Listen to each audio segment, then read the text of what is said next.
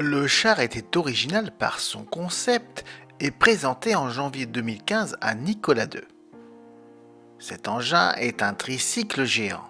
Les roues avant avaient presque un diamètre de 9 mètres et la roue arrière, plus petite, mesurait 1,50 m de diamètre, avec un poids d'environ 40 tonnes avec 15 mètres de long. Équipé d'une tourelle supérieure armée de mitrailleuses, placée à presque 8 mètres de haut et de 2 canons supplémentaires installés dans les côtés de la caisse. D'autres armes ont probablement équipé le dessous de la casemate. Il était propulsé par 2 moteurs de 240 chevaux provenant d'un zeppelin et il pouvait se déplacer à une vitesse de 15 km/h.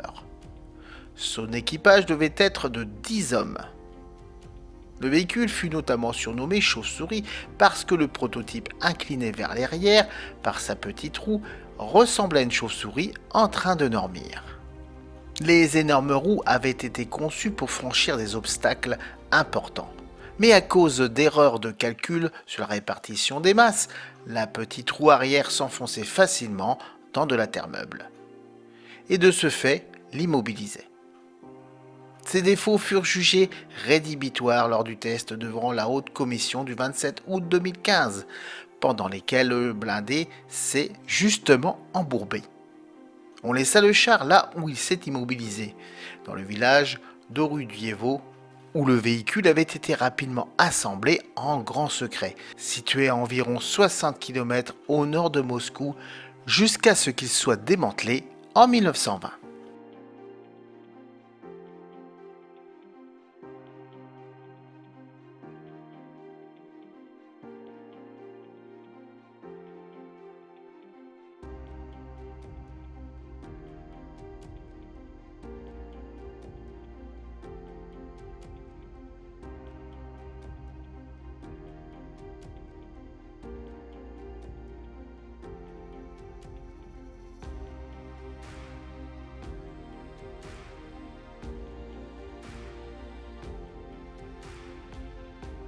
L'histoire du développement du Rad est née d'une étude stratégique de 1941 sur les chars lourds soviétiques menée par Krupp.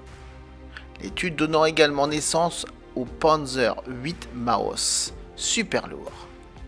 L'étude a conduit à une suggestion de directeur de Krupp et un officier spécialisé dans la conception de sous-marins qui, le 23 juin 1942, proposa au Führer un canon automoteur de 1000 tonnes qu'il a nommé Land Cruiser. Il se composait d'un châssis entièrement chenillé portant l'une des tourelles principales excédentaires laissées par la remise en état prévu du Scharnhorst de classe cuirassée de la marine. Pour protéger cet immense investissement économique, la coque du véhicule devait porter un blindage jusqu'à 25 cm d'épaisseur et plusieurs canons antiaériens devaient être installés sur le pont du véhicule pour se défendre des attaques aériennes.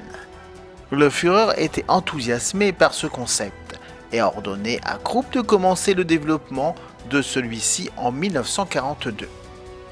Le 29 décembre 1942, quelques dessins préliminaires avaient été achevés, date à laquelle le concept avait été nommé Rad. Albert Speer, homme d'État allemand, n'a vu aucune utilisation raisonnable du char et a annulé le projet en 1943 avant que tout prototype ait pu être fabriqué, bien que cela ait conduit au concept du Land Cruiser P1500 Monster automoteur. Une arme de siège qui aurait été plus lourde que le Rad.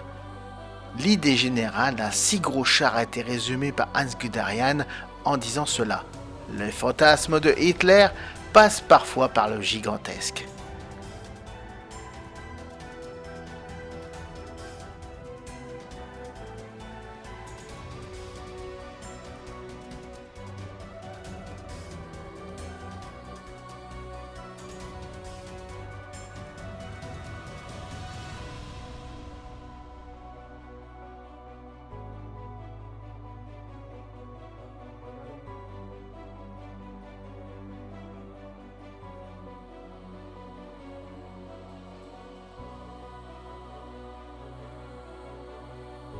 Bien qu'il soit mentionné dans un certain nombre d'ouvrages populaires sur le projet de la Seconde Guerre mondiale, il n'y a pas de documentation solide pour l'existence du programme.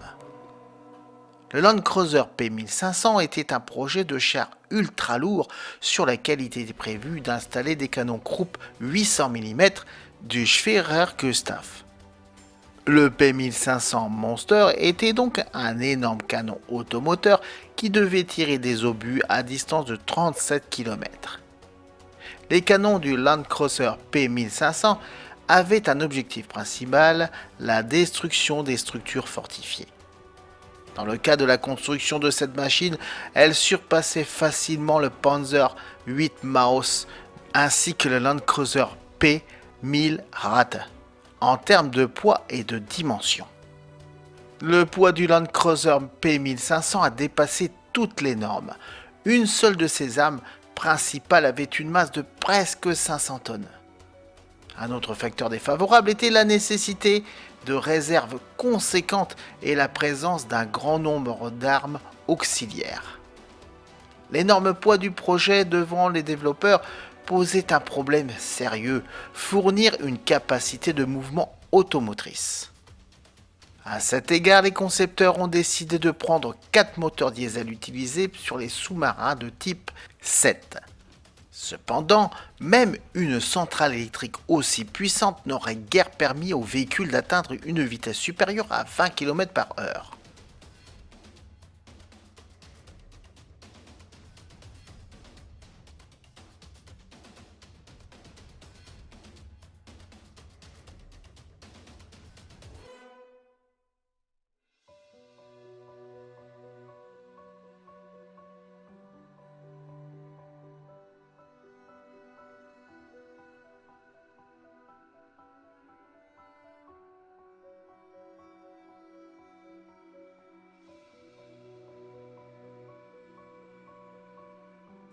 Pour le service, le P1500, un équipage de plus de 100 hommes aurait été requis.